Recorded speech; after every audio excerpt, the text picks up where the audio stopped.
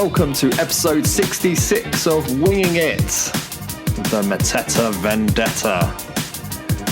We're hot off that, well, I say hot off, it seems like ages ago now, but we're coming to you after the victory against Millwall in the last 16 of the FA Cup.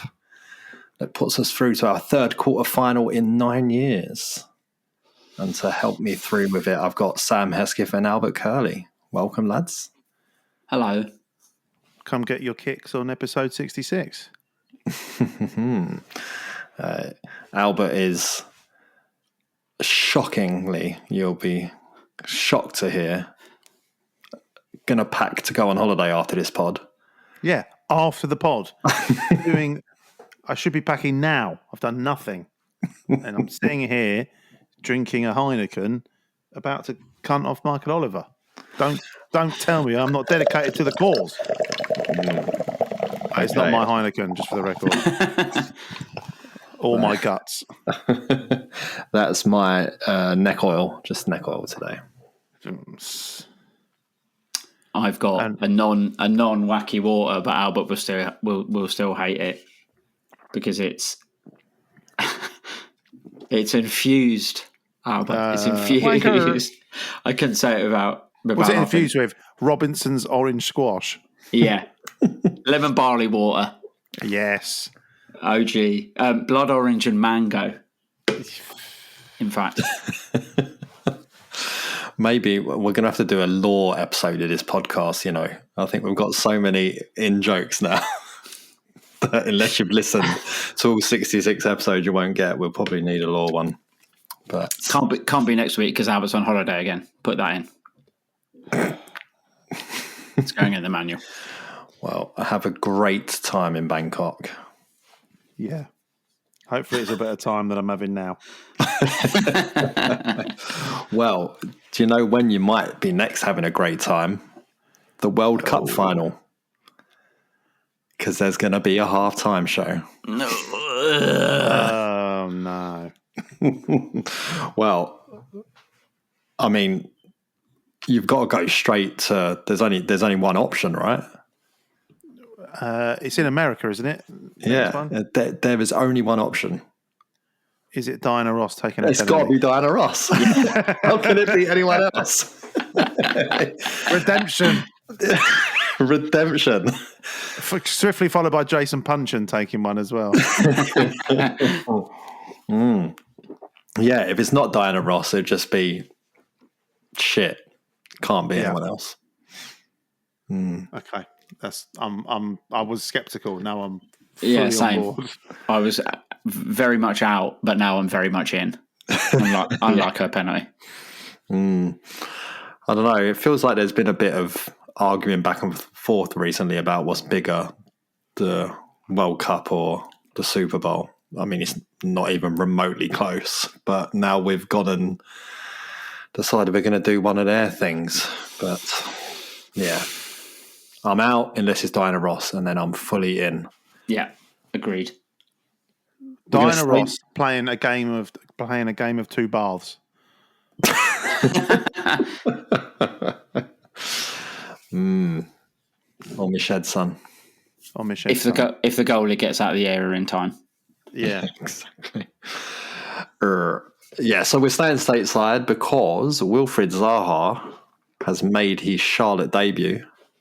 Oh, and he's got an assist and a goal. That wasn't Moses' daughter. No, carry on. Assist and a goal on his debut. Yes, to inspire a 2-0 victory. Over. Oh, I knew you were going to go there. Was it? I think I actually know who it was. I know who they played in our first game. They played the Timbers. What are they called? Seattle. Portland Timbers. Portland Timbers. Yeah. I think he scored against Atlanta. Yes. Because I think I saw a picture of him and the weird-looking guy from Newcastle. Yeah, it was Brad Guzan was in goal as well, I think. Almiron, that's his name. Almiron, yeah. So I think it was them. Yeah. But it's not really to talk about the goal and the assist. It's more to talk about he got man of the match. I've never seen this before. Albert, when you get man to match at Charlotte, at the end of the game, you go over to the ultras and they crown you and there is a throne. You walk up into the stands and you sit on the throne and fireworks just go off behind you. Wow, just for man of the match? Just for man of the match. I assume you only do it during wins. Can you imagine man of the match in a 4-1 loss? You're sitting on a throne with a Burger King crown on. Yeah. So not only is he the king of Selhurst Park, he's now also the king of Charlotte in North Carolina. 2 lucky women. Oh, what we got next? Oh, this is for you, Hesketh. Oh no! Did you see? Who was it? It's Adam Wharton and SA being interviewed. Might have been on BBC. I did. So you know what's coming then. SA is into French rap music. French rap music. Infused water. Oh, French rap music. CBD. No, French rap music. CBD could be a French rap group. What did you make of his selection? Didn't know the person who he chose. Isn't CBD the name of their airport? CDG. Oh right, close. Damn. Close though. Close. I didn't know the artist that you picked. I'm out of the loop.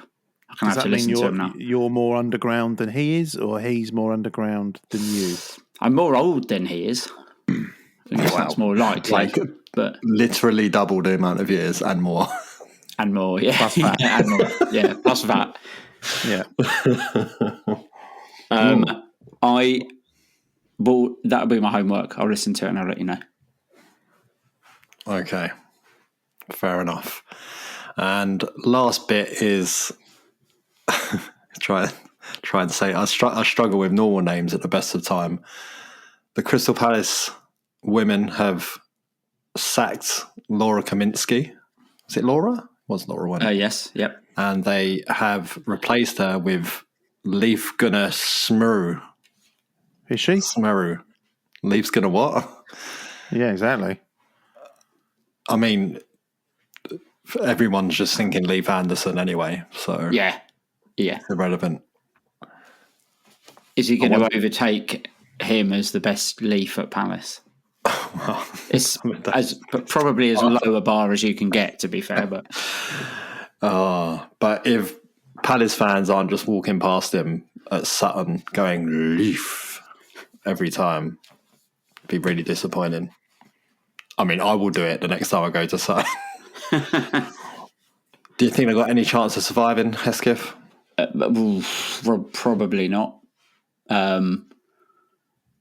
I was talking to our mate Cara, who obviously pays a lot of attention to the Palace women's team, and I think a lot of people thought Kaminsky going was, even though we're doing pretty badly, was a bit of a shock just because of how well she'd done in the past sort of year and a half or so. But Cara was saying it sort of makes sense, and if you're going to make a change, you might as well make it now before it's really too late. But we're quite adrift at the moment. I think we've really got to get a couple of wins in the next 2 games. Otherwise, it's all looking a bit dark. Yeah, and Liverpool was probably one of them that we had a shot of beating them up at Anfield, didn't they? Equalise late or something. So would have hoped that it might be one of the ones that get it. Sorry, I'm kind of filling here because I had some behind the scenes info on Kaminsky, but I can't remember if it was for this only or not. So I don't think I'm going to say it. You've sort of shown your hand now. What I will say is they're discussing abolishing relegation from the Super League. So if they season? Yeah, well, that's what I was saying. Like, I'm obviously against that because it's ridiculous, except for if they do it this season. It's a shame because, if the men's team get a 12th place finish, we'd be all right with that. But unfortunately... In fact, I think that's the thing. They're like, well, 12th is where Palace finish, isn't it? We're just doing what we're supposed to do. Well, it would be sort of payback after years of having the highest amount of points to get relegated from the Premier League. I think it's only right that we're rewarded. But no, it's not. I mean, this is kind of akin to the Super League, which they try to do with the men's. But Albert, they have now basically found a way to forge a Super League anyway in the World Club Cup, which the 32 teams competing in that this summer are going to be sharing the best part of $1 billion. Jesus, the World Club Cup. Yep. So they've made it as there's 32 teams, club teams. How many is there normally? Is that just a... No, they've expanded it massively. Right. So I think it's like the last 4 European Cup winners. I think Chelsea and Man City are in it, Real Madrid. Right. And then obviously people from the rest of the world, the teams from the rest of the world as well. I assume Botafogo probably just missed out on it. No, not again. No, Botafogo are in it. They're in it. Okay, so they must have qualified by winning it, the Copa Libertadores. Correct. Other heavyweights, Auckland City. That's good. Urawa Red Diamonds. Oh, they won the Asian Champions League, to be fair enough. Your mates, the Seattle Sounders. Oh no, we said Portland Timbers. I'm getting confused. But Mamelodi Sundowns are in it as well, so it's a good competition. I'll be honest, it doesn't sound that super. Well, I assume teams like Bayern Munich are in it. Are they? And it's a summer tournament. It'll be played over a summer. Yeah, it's this summer, yeah. So the European teams are Chelsea, Madrid, Man City, Bayern, PSG, Inter, Porto, Benfica, Dortmund, Juve, Atletico Madrid, and Red Bull Salzburg. And then Inter Miami are in it because they're hosting it, apparently. How can we crowbar Messi and give him another Ballon d'Or? Did you see what Houston did in the MLS, where they put they're playing Miami and they put an official statement out on their website saying, "Oh, Messi's injured, so he's not going to play. We're sorry, we can't determine who plays for the opposition, but you can get a refund or a free ticket." Stop it! Yeah, really? Yeah. Because I guess they just assume, well, if Messi's not coming, then not playing, then everyone just won't turn up.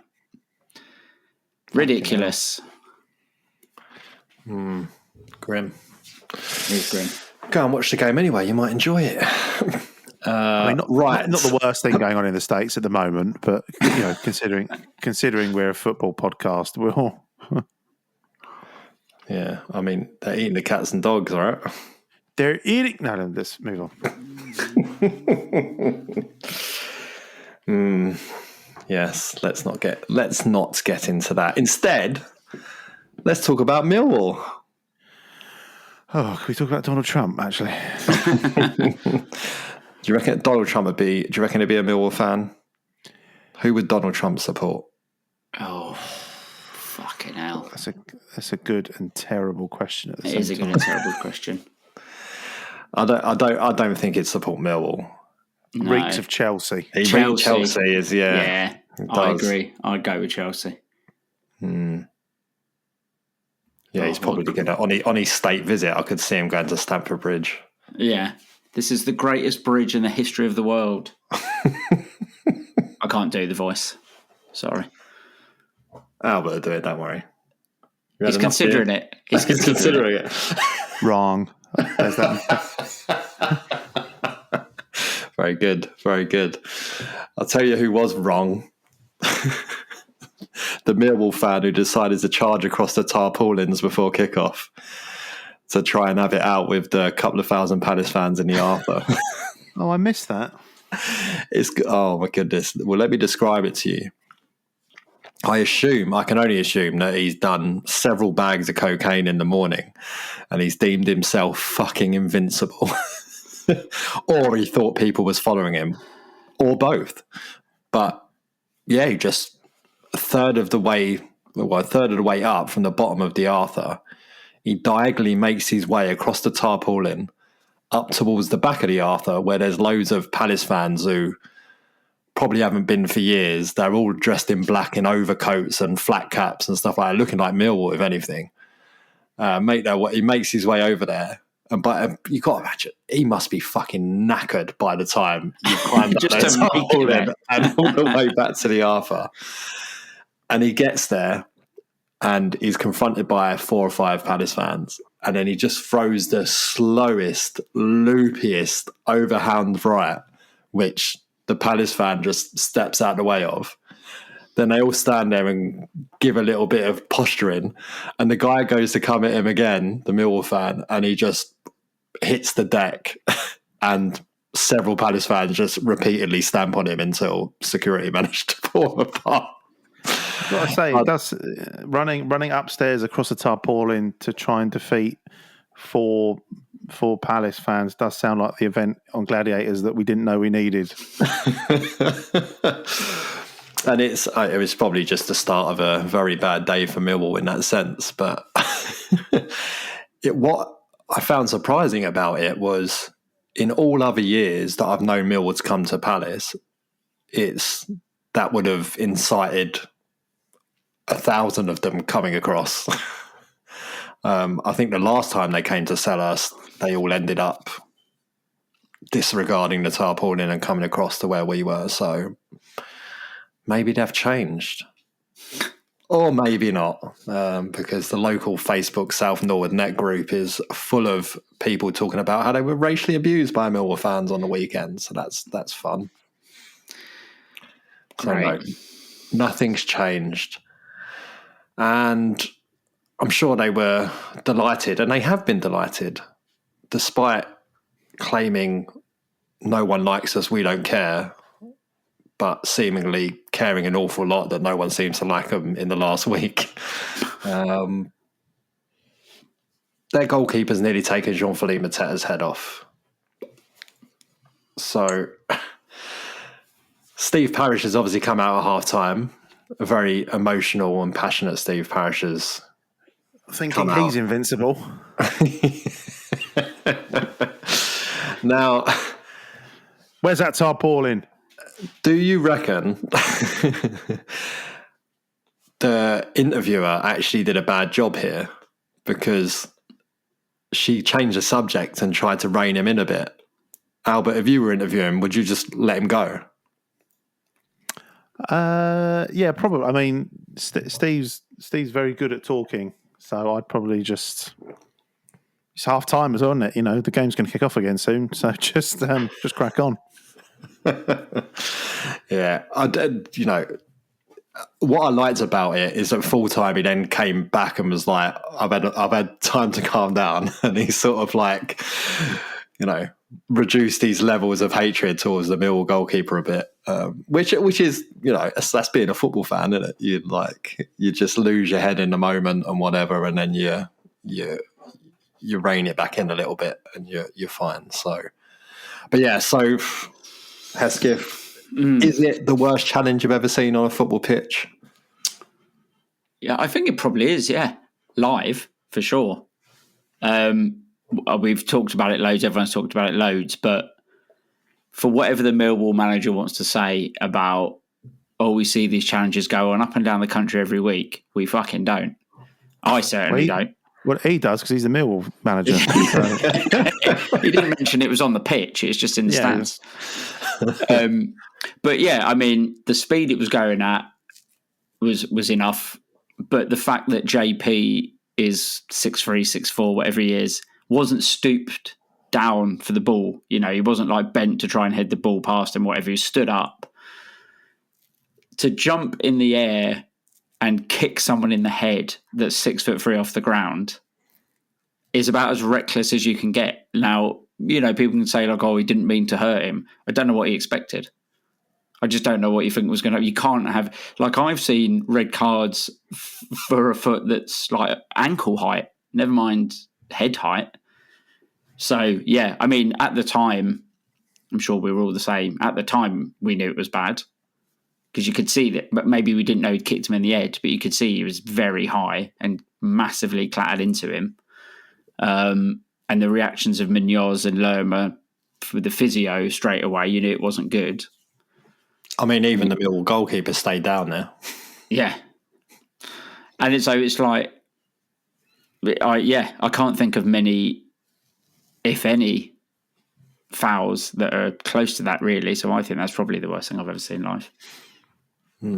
It reminds me so much of, I used to be obsessed with watching old videos, like World Cup videos and Euro videos and stuff like that. When on VHS, I think, Schumacher nearly taking Platini's head off in 1982. It's very, very shades of that. Should have tried harder. Well, but yeah, I mean, thankfully, Albert, Mateta managed to turn his head and it's grazed past him as opposed to planting square in his face, because it could have been a lot worse if he hadn't managed to tilt his head. Yeah, it could have been. I'm not saying it could have been significantly worse. I'm obviously down the other end in the White Horse, so I just thought it was a generic keeper just coming out and clattering him. I couldn't have any sort of view on the detail or where the impact was. It just looked like the keeper had just come out of his area and just thrown his whole body into him, and it didn't necessarily look. Obviously, it looked bad, but it didn't look sort of reckless or dangerous in real time to us.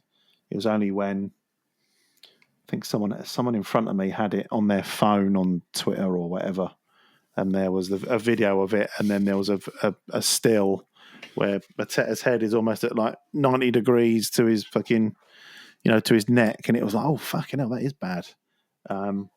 Obviously, the fact he was down for 10 minutes and receiving oxygen and stretchered off was a worry, although I missed most of that because at that point Bernie needed a shit, so we actually missed. Timed it well, if anything. Hang on a second. I must say I'm not shocked to hear that, given the size of that fucking hot dog he ate in the fan zone before kickoff. Yeah, it was like taller than him. It's like he hadn't chewed it. Do you know what I mean? It was just it's gone right through him, bless him. So we actually didn't see the stretchering off moment, but we got back to our seats and the game had only just sort of resumed. So I knew it was bad, and I mean, I'm sure we're going to move on to it. The fact that, like I say, I couldn't see the exact impact from where I was, but I knew it was a fucking red card, from where I was, because he was clearly out of his area. I'm not sure it would have been acceptable if it was in his area, but very bizarre the what unfurled in terms of having to go to look at a fucking monitor.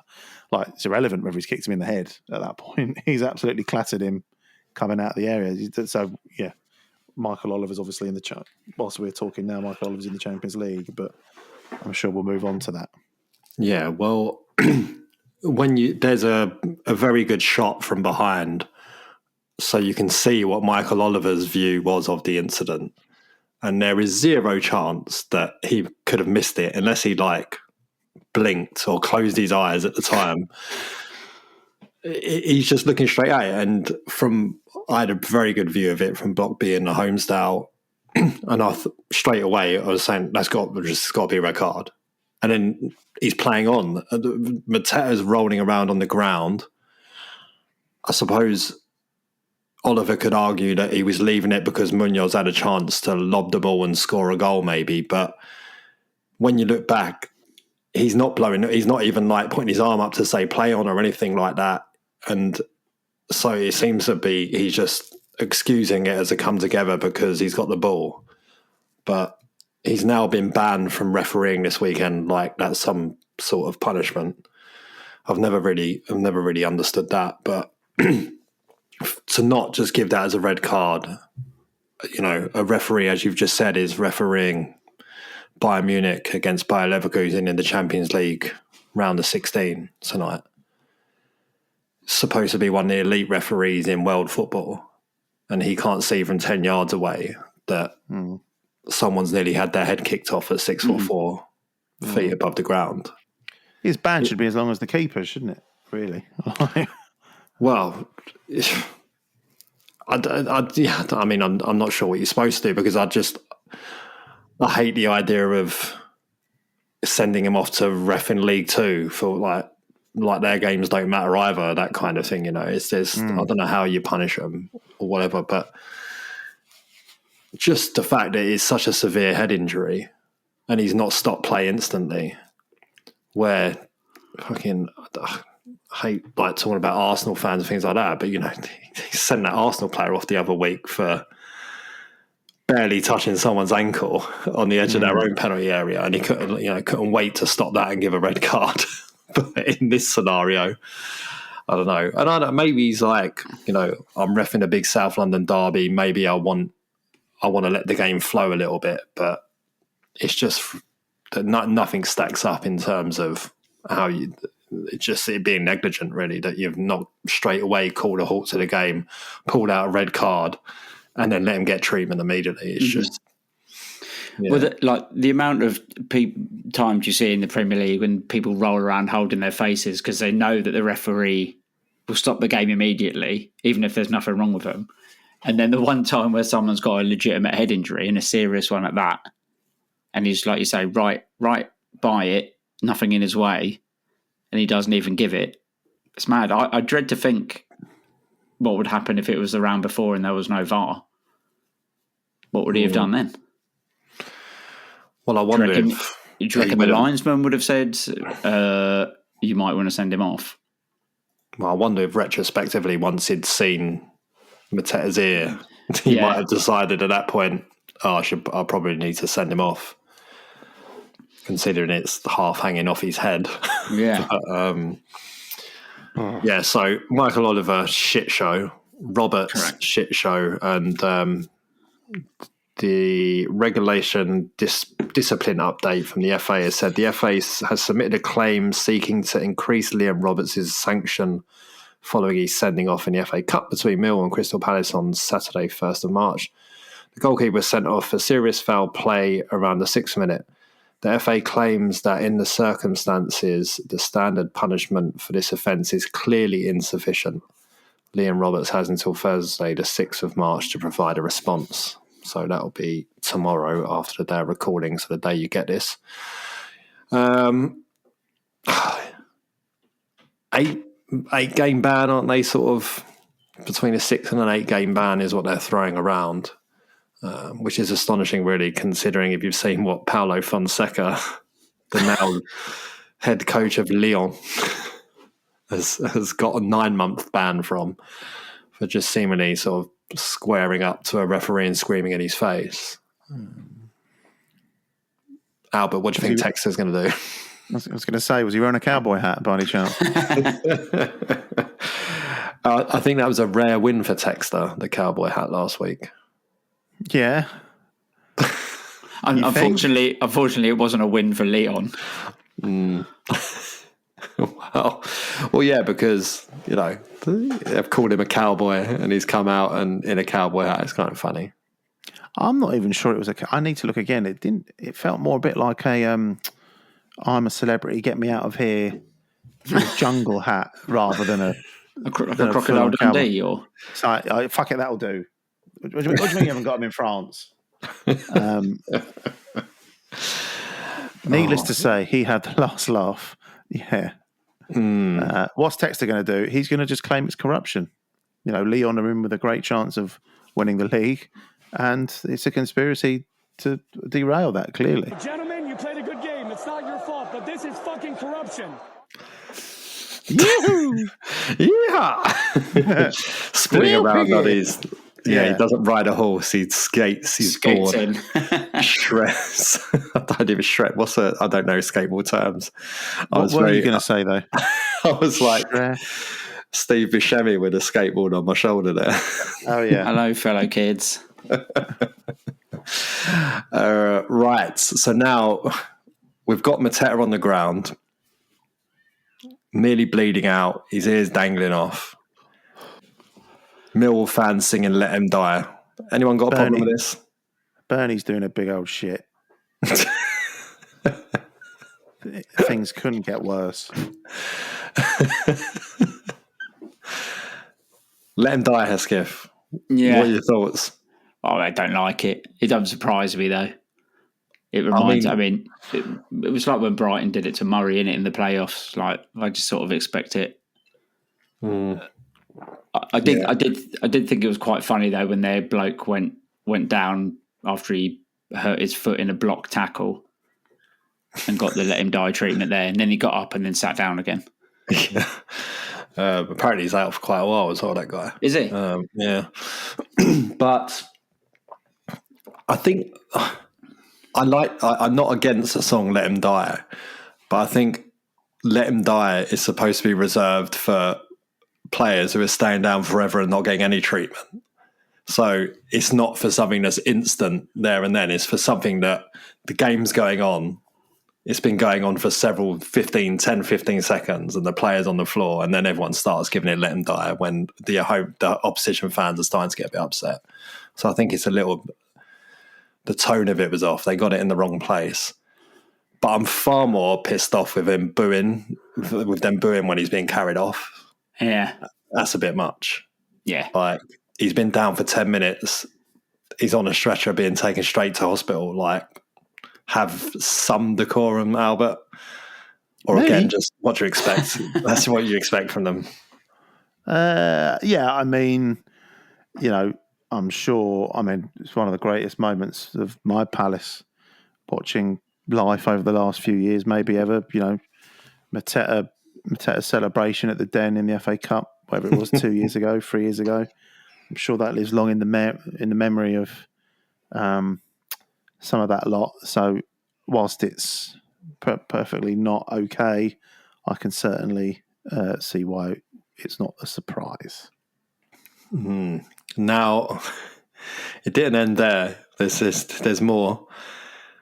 And this, probably against my better judgment, I did laugh at this one when in the closing moments of the game, we're all singing K Sarah, Sarah, whatever it will be, will be. The Millwall fans sang Mateta's in A&E. I thought that was kind of quick. Small doff of the flat cap. to that one. Yeah, 7 out of 10. 7 out of 10. 7 out of 10. Yeah, it did make me chuckle. I didn't hear it at the time, but friend of the pod, Nick, was in the Legends restaurant with a Millwall supporting friend for the game, which was apparently full of Millwall. And they relayed the heroics of the Millwall fans. But it doesn't end there, because Millwall played at home on Tuesday night against Bristol City. Unsurprising, Bristol City won, because that's just what they do against South London football clubs, I imagine. Yeah. And they have had, in the 8th minute, a standing ovation clapping for Liam Roberts and chanting his name. I mean, is he dead? Has he died since the game? Do you know what I then realised is that this was only his second appearance for Millwall, and in his previous appearance he only played 2 minutes. So he has 2 Millwall appearances which lasted a total of 8 minutes. So it's not even like he's probably, I think, probably gained cult hero status amongst them now for the challenge. But it doesn't matter how many game ban they give him, he's not fucking playing anyway. Exactly. I mean, and it's quite Millwall, isn't it? Them doing that, a minute's applause on 8 minutes. They boo the knee, but they'll applaud him for a minute for kicking Mateta. Idiots. They'll applaud for a white man kicking a black man in the head. You never wouldn't believe. Family Club of the Year 4 years in a row or whatever. Never. I wouldn't believe it. Fan base that however many of them tried to invade the away end when we played them down there in the FA Cup and not care that women and kids are standing right there. No, never. Not them. Surely not them. Community spirit. Well, listen, Albert, when the only person in your corner is Joey Barton, I think that underlines just how alone you are. Oh God, I'm not on Twitter anymore, so I have to rely on screen grabs and people sharing it. And I was blissfully unaware of Joey Barton's all of his fucking nonsense. That one is just. I don't know what the word is. It's like we've all got colleagues or friends who are the person that just has to be the contrarian. Do you know what I mean? Like just to try and sort of take a bit of bandwidth or the airwaves, just to be that person. I'm just saying. It's not the worst thing Joey Barton's ever said, but fuck me, it's like how on earth have you put 2 and 2 together and sat down and come up with that as what you think is a valid point? Fucking moron. My favourite part of it, Hesketh, was, if anything, it's a foul by Mateta. Yeah, yellow card for Mateta. He's headbutted Matiti. He's evil player Mateta, headbutting a poor man's stud. Disgusting. Yeah. I wish I was unaware of Jerry Barton as well, actually, just in general. I think my life would be better. Well, you know what? My best friend is a Bristol Rovers fan, so he had to put up with him as manager for a couple of years.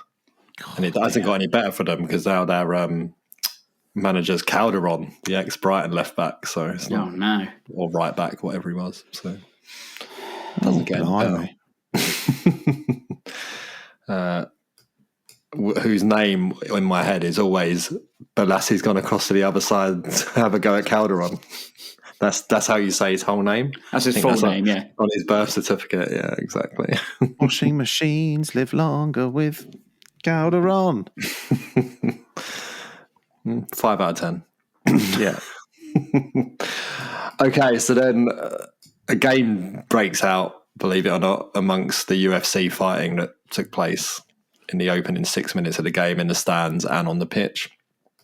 And it's Eddie Nketiah, Hesketh, who great first touch and shot on the swivel, but either side of the keeper, it probably goes in, but straight down his neck. But a promising start nonetheless. Yeah, I think we've seen him say it where him coming on wasn't in the best circumstances, obviously, but it's exactly the sort of game you want him to make his mark on, stamp his authority on.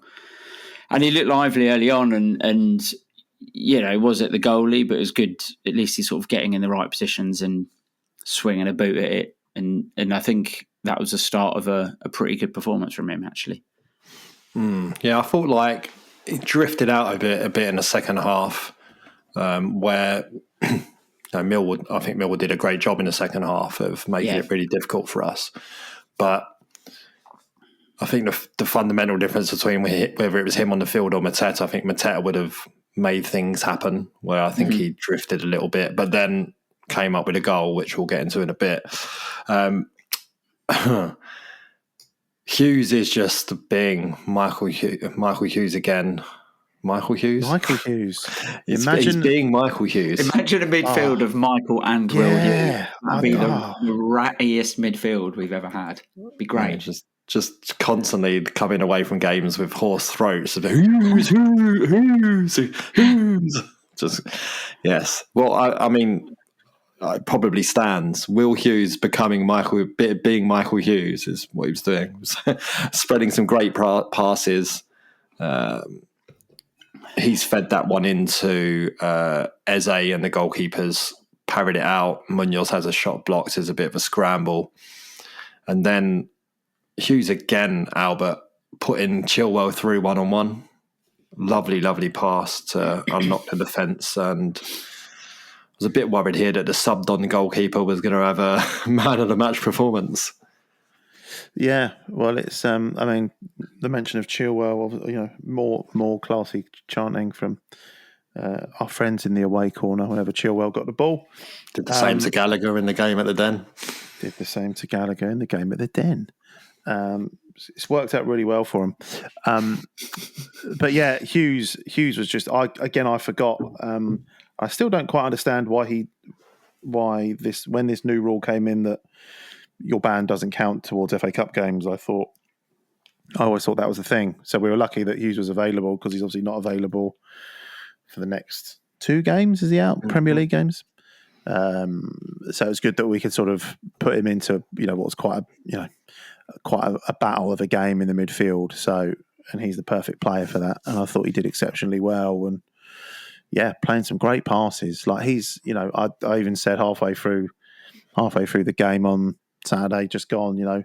He's very, very quickly moving up my Player of the Season nominations list. Like, what an absolute. If we all knew that Glasner's reputation was to sort of take a good player and find that extra 10% of unlocked potential, and I think it's almost safe to say that Will Hughes might be the best example of that we've seen thus far. Yeah, I think when we talked about it last time, it was who was we saying it was between him, Lacroix, and Henderson. Mm-hmm. But ironically, we start to keep a load of clean sheets, and Henderson drifts down the rankings because he just haven't had that much to do. He's so heavily involved in other games earlier in the season, making great saves. He's probably, as a result of that, slipped by. And Mateta's obviously making huge strides up. So yeah, it's going to be an interesting one come the end of the season. But still, there's an FA Cup to win before then. So who knows? Kamada wins it for just scoring the winner in the FA Cup final or something like that. But Player of the Season probably take place before it. No. Okay. Yeah, Kamada's got no chance. Sorry. Then we're out. So close. Will Hughes then is involved for the first goal, Hesketh, and it's the start of the Tanganga show. Now, I don't know if you were aware of this, that in the build-up to the game, there were a bunch of people on social media, Millwall fans, who were suggesting that Tanganga was going to boss Selhurst Park and he wasn't going to let Palace play their game. And they were using clips of his display for Spurs at Selhurst Park in that game where we won 3-0 when he got sent off. Yeah. But yeah, they were certain Tanganga was going to boss it. And brilliant header, Hesketh. Yeah, I was going to say, to be fair to him, they've nailed that because it was a fucking good header. Bullet straight into the corner. Keeper had no chance. Excellent work. It was so weird watching it back as well because obviously but Hughes hits the ball in pretty quickly. I just sort of assumed it like hit the guy and wrong-footed the goalie. But then when you watch the replay, I'm like, it is almost like he's aimed bottom corner and just meatball headed it into the net. Mm. I'll take it though. It was great. And his day didn't end there, T. It did indeed. The ever-increasing dangerous Mark Gay cross to the back post from sort of narrow central areas has caused havoc again. And Munoz has kept the ball alive at the back stick with a header across, and it's caused carnage in the middle. And Mitchell for them has absolutely levered the ball into Tanganga. And it's dropped perfectly for Munoz to just slot past the goalkeeper. In more appalling officiating, the offside flag goes up. At least they discussed it and got it right eventually. But of course, VAR would have overturned it anyway. But it's Tanganga that comes off. So Albert, not only a goal, but an assist to throw in the mix as well. He's had a great day. Yeah, I'm not sure how many fantasy points those ones get you. No, and every time says Tanganga, do you remember the Spurs Amazon documentary, Mourinho, who's desperately trying to perfect saying Tanganga with his Portuguese accent, and I can't. Every time you say it, there's an echo in my head just going Tanganga, Tanganga. Yeah, and that was he was raving about Tanganga there to telling Danny Rose why he's not getting in the team. Yeah. Oh, box office. It's not you. It's Tanganga.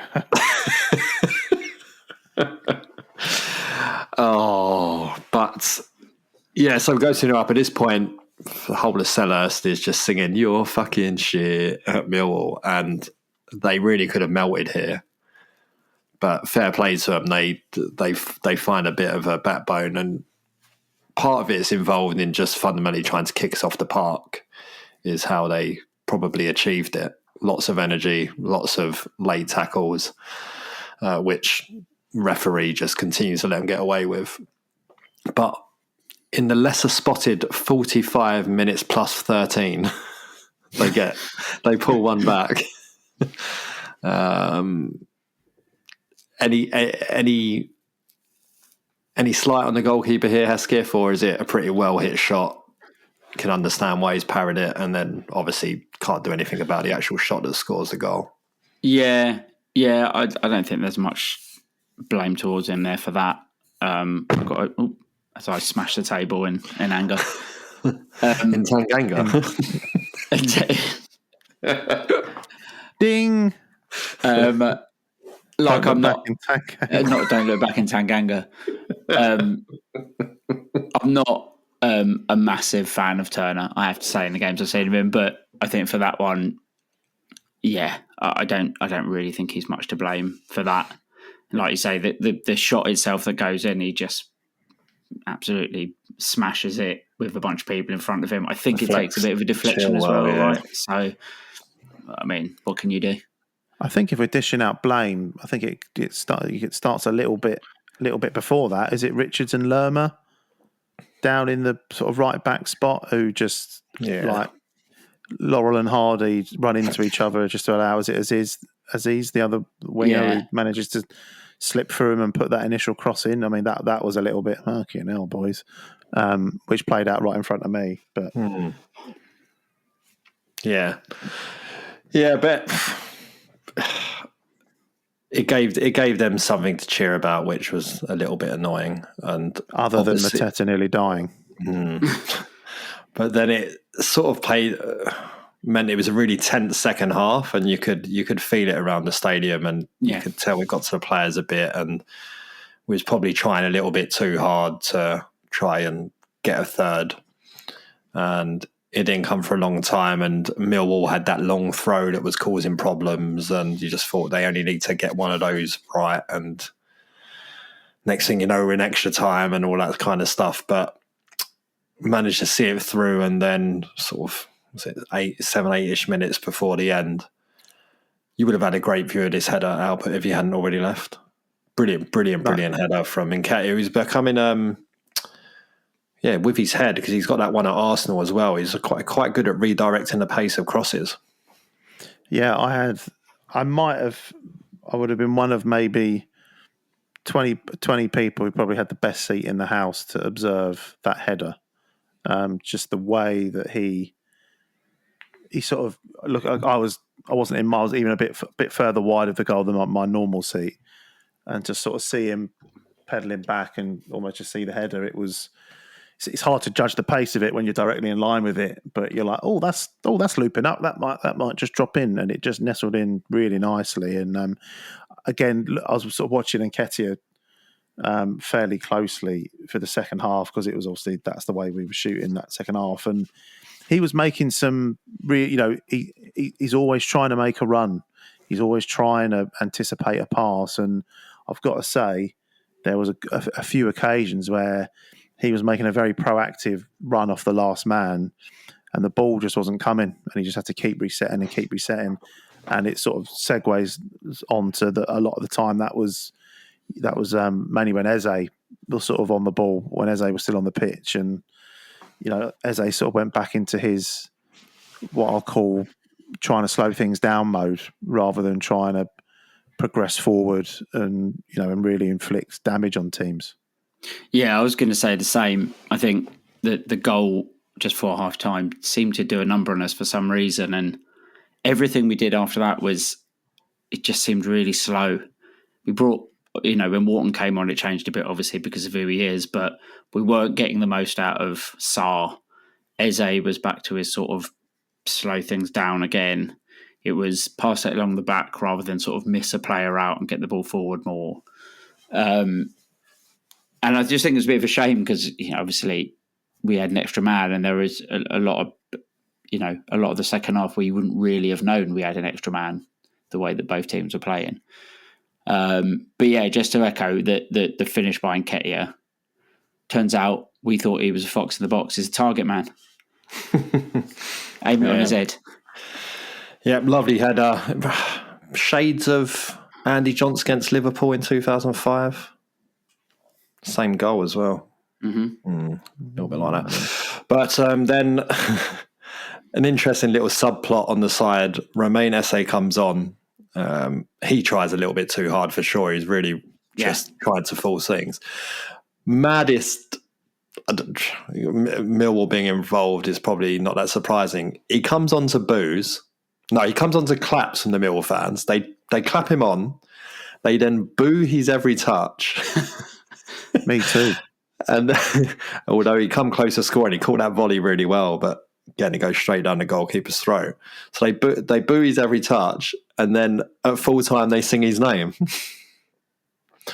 Only for Esse to then go and have an interview where he thanks the Millwall fans for it, but then says, yeah, but South London is ours.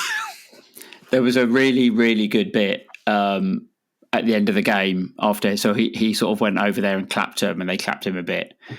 And Lacroix waited for him, and they were sort of walking down towards the Homesdale. And it always takes ages for us to get out, so I'm always just standing there clapping. And Lacroix leans into him after he's clapped the Millwall fan, says something briefly, and gives him a little sort of friendly shove. And then Esse runs towards the Homesdale, patting the Palace badge and like grabbing the shirt and pointing at it. And Lacroix's just pissing himself laughing. It was really good. It was really funny. Yeah, and just before that, at the end, the HF have unfurled the banner that says "Knuckle Draggers Go Home." What was quite funny is how Millwall supporting friend who was at the game, when he saw the image of it, was like, "Oh my god, I've got to send that to my dad because that's what he calls Millwall fans," which is, I don't know, knuckle draggers inception, I guess. Knuckle draggers squared. Who knows? What did you guys think of the brief França cameo? I've had a lot of beer since then. He had a good little. He did really well on the sideline by the dugouts, sort of getting the ball around a few people. Look great in a bib. Yeah, I don't know. He played for the under-21s, and he got an under-21s, under-18s, under-21s, got an assist in that. Looks all right in flashes, apparently. We're all desperate for it to work, but he's been out for a long time, and assuming he stays fit over the summer, I think we can analyse his performances a bit more next season, and hopefully there'll be a lot of them. But yeah, fingers crossed. And I don't know how you guys were feeling about the draw when it was happening. For about the hour before it, I was fucking stressed. Like, it was like I was convinced it was going to be City away, or we were going to lose, get Brighton and lose. But I was kind of relieved when we came the second ball out. I was just like, done. How you feeling, Hesketh? Because 2-0 recently at the Cottage. Is that good or bad for us? Just bashing the table again. You know me. I think we've got our win there. The official Palace Twitter took the piss out of Joe a little bit in that game. I can see Anderson scoring a winner and giving it. Like you were saying, you were nervous or anxious before the draw. Like I've been chatting to you guys and some of my other Palace mates, and now that we're in the quarters and it's like you're getting that bit closer. Like it just makes me sick to think about it. My main thing is I don't want Brighton to win it. Well, my main thing is I want Palace to win it, obviously. Yeah, that's a bit more like it. I've just got this horrible feeling that like we'll go out and Brighton will win it, and it will just be the worst thing ever. So that's how I'm feeling about it. Glad you asked. Okay, Albert, how do you feel about Fulham first up? I think it's a great last few rounds. It's a great few teams to be in. There's a real cluster of teams of similar stature. Us, Bournemouth. I know Bournemouth and Forest obviously flying in the league, but us, Bournemouth, Forest, Fulham. It's a real open field, and we've literally turned them over with what was then our best performance of the season. A mere week ago, 2 weeks ago, 10 days ago. So we really shouldn't be afraid. We're better away from home than we are at Selhurst. It's wide open. I think it's a great draw. There were no, you didn't want City, and after City, it was kind of much of a muchness. Obviously, we'd have liked Preston, but you're always at risk of a banana skin, whoever you play. So I'll take Fulham away all day long. Yeah, I think it would have been too much to ask for to have lower league opposition yet again. It would have been something special, but yeah, I'm just glad it wasn't United, because obviously that would have caused. I was watching. It was my father-in-law's birthday, and we were watching the United game, and then obviously I was more interested in the draw than the rest of the house, and to see that it would have been that ball, shall we say? I'll have Fulham. Thanks very much. I think I'd rather United, to be honest. We just got the hex. Not in the FA Cup, I wouldn't. Well, as long as it's not in the final. But yeah, it's as you say, it's a great last four. I think 4 teams that haven't won the FA Cup still in it. Only one team of the other 4 has won it since the 50s, being Man City, obviously multiple times. But so it'll be a real shame if City do win it. But arguably, they got the toughest draw of the lot, really. Yeah, because you don't really want to be going away to Bournemouth. City notoriously struggle a bit more on smaller pitches. Bournemouth are in really great form. They're quite a direct side, Bournemouth, picking up pieces off your long balls into your back three, picking up seconds a bit like we do, and lots of pace, and will really get at that City defence. And, it could probably be the toughest draw of the lot. And, yeah, hopefully Bournemouth take care of them, to be honest, because you do want them out. Yeah, of course. Of it. Not to sound too soppy, but obviously I want us to win and fuck everybody else. But the thought of someone that's left in the competition, not City, winning the FA Cup, I think it just adds a whole new sort of slice of interest to the competition this year. And it's not going to be a Chelsea or a Liverpool, or hopefully not a City. So I think it's that's what the FA Cup should be. So I'll be mildly happy for whoever wins it, not Brighton, and not City. But what a great last 8 to be in it. I think it's great. Yeah, definitely. We won't talk about what it'd be like if we get Brighton in the final just yet. Let's not talk about that. That makes me feel sick. We'll talk Would about you rather that. them in the semis or in the final? They both make me feel sick. They don't deserve any shot at revenge for the 2013 playoff semi-final, to be honest. But at the same time, I think we're the bee's fucking knees now. So, we shall see. Briefly touch on Ipswich, which is our next game this weekend. Hesketh, winless in 8, 6 of those losses. Haven't won in the league this year. Those are your sorts of stats. They are. You know what's coming. We should be beating them. We should be. Obviously, I assume the midfield will be Wharton and Lerma, which is a pretty nice combo. Interested to see who starts at left back or wing back. It will be Mitchell. Yeah. So I was going to say, we could go very much like set our stall out offensive, but I think having Chilwell come on as a sub is good stuff. And it's a chance for Nketiah. I'm assuming JP's out for sure for this game. It's a chance for Nketiah to build on 2 goals in 2 games. Gets 1 or 2 more on Saturday, and jobs are good one. Yeah, definitely. It's a huge opportunity for him. It really, he's got 2 in 2. If he can make it another goal, 3 games in a row, that'll be huge for him, I reckon. And there's going to be no better opportunity.